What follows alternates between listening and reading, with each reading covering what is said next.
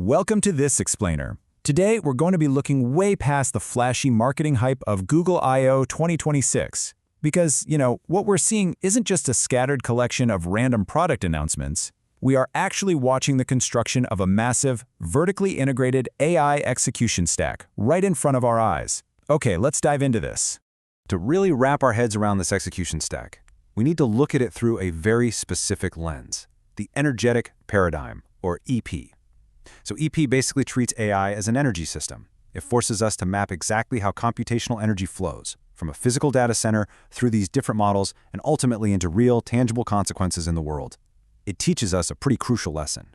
Raw capability, without strict control boundaries and accountability, is just uncontrolled, frankly, dangerous energy. Now, what's really interesting about this slide is the core takeaway. This whole thing, it's not about launching a cool new video generator or, a slightly faster chatbot in isolation. It's the construction of a unified, governable architecture. From the physical infrastructure all the way up to commercial transactions, it is a single, deeply interconnected execution stack. So, here is our architectural blueprint for today. We'll go from answers to actions, look at the 5-layer stack, explore the energetic control spine, compare generation and verification, unpack the major failure modes, and finally discuss governing the stack. All right, let's kick things off with Section 1, from answers to actions, and the fundamental paradigm shift we're seeing in AI right now. We are currently climbing this rapidly escalating authority gradient. We used to live comfortably at Step 1, right? You ask a question, you get an AI answer. Very low risk. But now we are moving up. Step 2 creates a custom on-the-fly interface. Step 3 introduces an agent that just persists in the background. Step 4 actually authorizes that agent to take actions on your behalf. And Step 5, well, that action triggers a real economic or institutional consequence. Every single step upward carries more force, more cost, and, this is key, more irreversibility. An AI giving a slightly wrong answer is annoying. An AI autonomously spending your budget, that's a full-blown crisis. The energetic paradigm framing is absolutely vital here. When a background agent schedules your appointments, drafts your emails, pays for your goods, or modifies enterprise workflows, it is no longer just producing text on a screen. It is physically moving energy through your life. It's touching your money, your time, and your professional relationships. Moving right along to Section 2, the 5-layer execution stack. We are building upward, from raw compute all the way to real-world consequence. Picture this as a cinematic vertical ascent. Down at Step 1, you have these dark, humming data centers filled with TPUs providing massive computational force. In Step 2, models like Gemini act as converters, turning that compute into capability. Step 3 introduces harnesses, like anti-gravity for code or Spark for personal tasks, which basically organize those models into long-running agents. Step 4 pushes these agents into the product surfaces you actually use, like Search, Android, Ambient eyewear, or Gemini for Science. And finally, Step 5 is where the rubber meets the road, actual transactions and real-world consequences through commercial protocols. And this brilliantly illustrates a major misconception we need to break. At the model layer, we really shouldn't be thinking of Gemini systems as humanoid intelligences or like magical little sidekicks. They are strictly controlled converters. They just rewrite states. They transform a text input into a video output or an image into executable code. They're just the engines converting the infrastructure's raw energy into capability, nothing more. Which brings us to Section 3, the energetic control spine. This is what actually holds this entire massive architecture together. As we push AI higher up into layers with actual authority, raw capability becomes incredibly dangerous without constraints.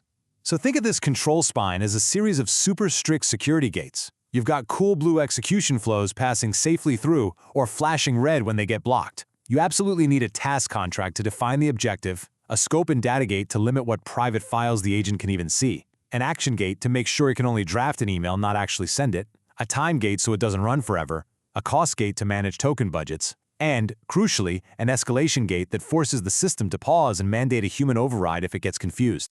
Let's look at agents at commerce for a second, like Google's Universal Cart.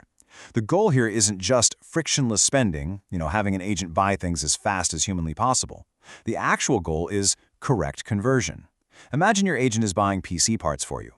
The ideal execution stack blocks the transaction at the gate because it realizes, hey wait, the CPU and motherboard you selected have incompatible sockets. Raw capability without that kind of constraint is really just a fast way to make extremely expensive mistakes. All right, into section 4, generation versus verification. This is completely rewriting the cost structure of software. We are seeing a massive shift in digital labor. Generation energy is just soaring right now. Models can spit out thousands of lines of code, complex media, or scientific hypotheses almost instantly. But verification energy, the ability to actually test, validate, and audit all that output, is severely lagging behind. And beyond that, you have integration energy, which is deploying and maintaining that verified result in a complex system. Doing fast generation without rigorous verification, that's not engineering. That's just uncontrolled noise.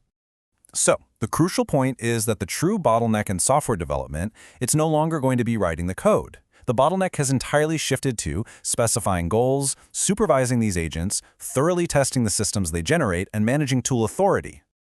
Next up, Section 5, Major Structural Failure Modes. What actually happens when that control spine we just talked about breaks down?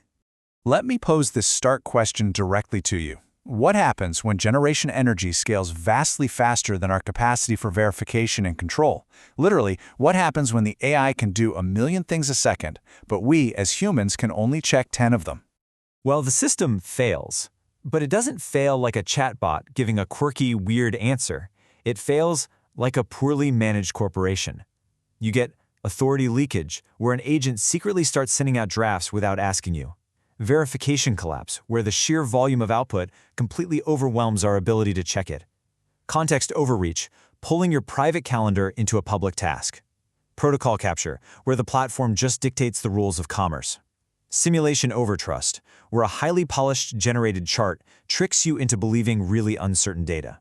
And finally, agent swarm opacity, where a dozen different sub-agents complete a task and you have absolutely zero idea how they arrived at the result.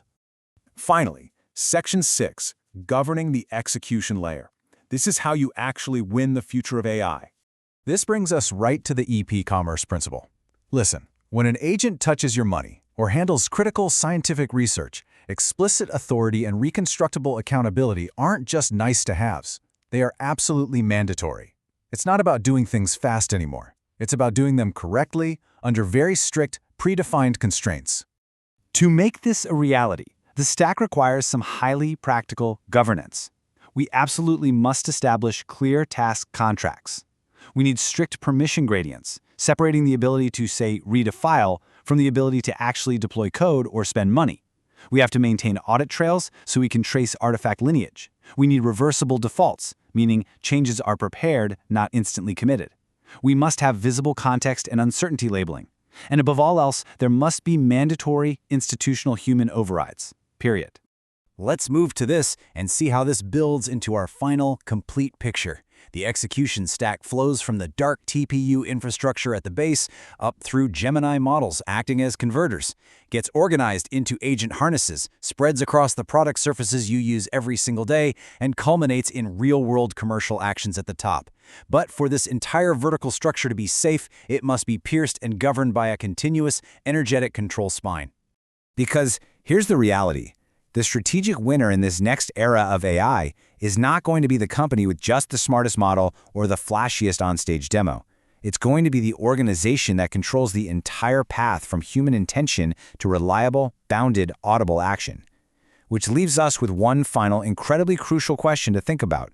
As these complex systems integrate into our workflows, our commerce, and our daily lives, who will you trust to govern your execution stack?